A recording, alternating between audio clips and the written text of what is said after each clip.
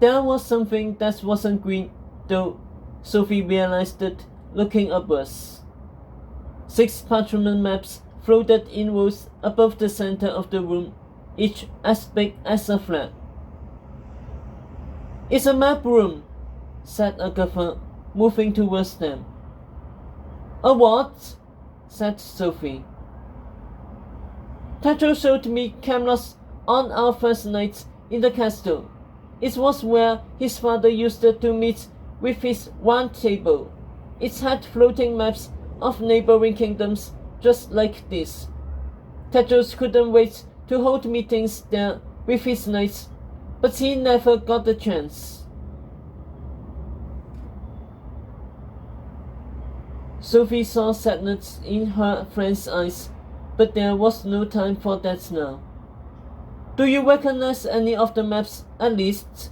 I don't see labels on them," she said, gripping one by its corner and holding it while it tried to sail off like a balloon. "This one looks like Avalon. See, here's the sea around the kingdom and the big gates and the lake." Her throat closed up. "Aggie!" The map had a 3-dimensional toy figurine positioned on top of the lake. The same exact figurine that's seen on her and Professor Dovey's enchanted maps. The figurine was labeled Chadwick. His name crossed it out. Stomach fluttering, Sophie let go of the map and rushed it to catch hold of the next. Most figurines inched across black, rocky terrain. Raven, a queen, dress. Agatha grabbed it onto a map with clear-colored mountains. Kiko, Giselle, hero. Another with purple hues had fast, blonde, Mona. "There are quest maps," said Sophie, instinctively touching the gold file on her neck to make sure it was still there. "No wonder he knows our names and faces and could see us coming. No wonder the quests are going badly," Agatha said breathlessly, watching Kiko's figurine inch across the map. "Sophie, he can track all our moves. That's how he sends funds to every kingdom and sabotaged their quests." "But I thought Kiko's and Fast teams were missing," said Sophie. "Not missing, just not responding to Dovey's messages," said Agatha, glancing between maps. "But why do all the teams seem to be moving in the same direction?"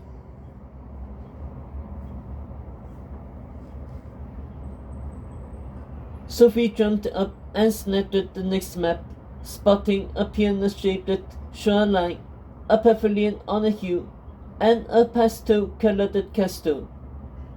"Here's George Jolie," he said, spotting figurine labeled as Sophie and Agatha against the castle, while Hester and the Dot, Borden, Nicola, and Hot were moving out the back of the castle in a single file line through what looked like the royal gardens. "The pirates are taking them somewhere," Sophie said. Her eyes flared.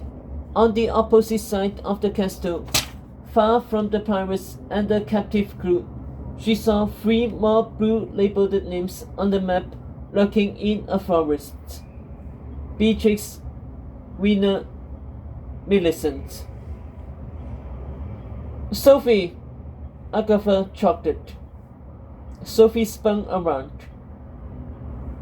Agatha was holding onto the maps with Kiko's and Fast teams, one with each hand, both threatening to tug her off the ground.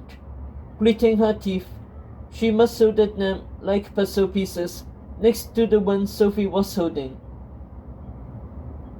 "Look at where they're going," said Agatha.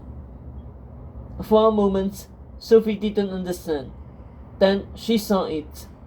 The missing quest teams were each headed towards a corner of their maps. So was Waven's team. So was the crew of the iGwing. 4 teams, 4 corners, all meeting at the same point, a short distance from where Sophie's and Agatha's figurines stood now. The 4 points, said Agatha. They're all going to the 4 points. She looked at Sophie. Which means the Snakes Funks didn't just sabotage their quest. They must have kidnapped them too. That's why they aren't responding to the Fae. Because all of them are in the Snake's hands. The 2 girls slowly raised their eyes to the only map left floating over their heads. Tetros alone in Camelot. Agatha stiffened. We don't even know if these maps are real, Sophie argued quickly. Dovey said only the Snorian can make a quest map. How can the Snake have the Snorian's maps? This could be more hocus pocus to scare us, just like he lied about killing the Queen. But Agatha wasn't paying attention anymore. Listen, she said.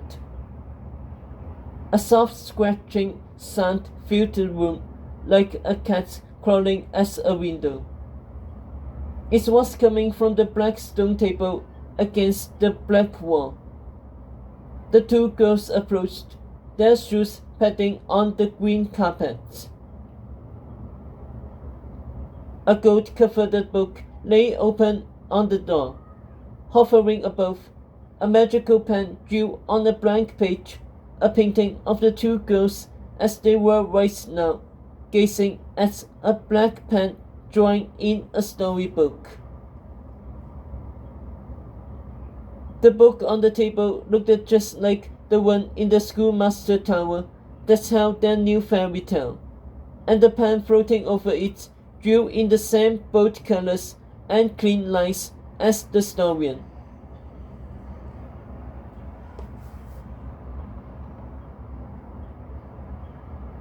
Only this pen didn't look like the Snorian, Sophie thought, peering closer. It was black, for one thing, not silver. And it wasn't steel like the Snorian. It was flexible and eel-like, as if made out of sticky black goo, contorting with every stroke. It looked a lot like the piece of string that had magically released her and Agatha before it flew into this room. Plus, the pen didn't have those strange symbols carved into its side either. Instead, it seemed to be covered in scales.